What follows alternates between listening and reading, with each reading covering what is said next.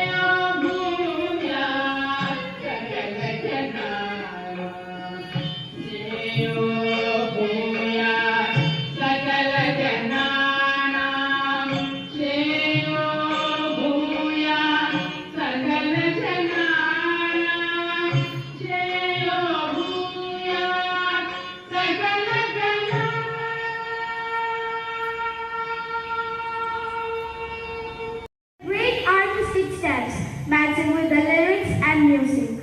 As we reflect on the topic of universal brotherhood, it is very fitting that we have a glimpse into the life of our patron, Saint Francis of Assisi. Saint Francis embraced the universal brotherhood of all creation, recognizing a deep connection between humans, animals, plants, and the universe.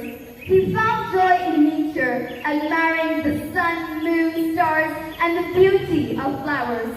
With reverence, he walked over stones, remembering Jesus, his master, and treated water with respect. He viewed fire as brother fire and never discarding it carelessly. He urged his friars to protect trees, refraining from cutting them down, and would gently let worms to avoid harming them. In winter, he offered warm wine and honey to bees, and built nests for doves to thrive. As the assembly draws to its close, let's reflect on this important message. Let's consider how we can embody the spirit of universal brotherhood in our daily lives, creating a world that values compassion and inclusivity. Let's carry forward the energy, knowledge, and inspiration gained through our reflections. As we go about our day, let's remember to practice kindness, uphold our grudges, and strive for excellence in all what we do. Thank you all for being a receptive audience. Wishing you a day filled with knowledge, success, and countless positive moments. Stay spirited and have an enriching day ahead.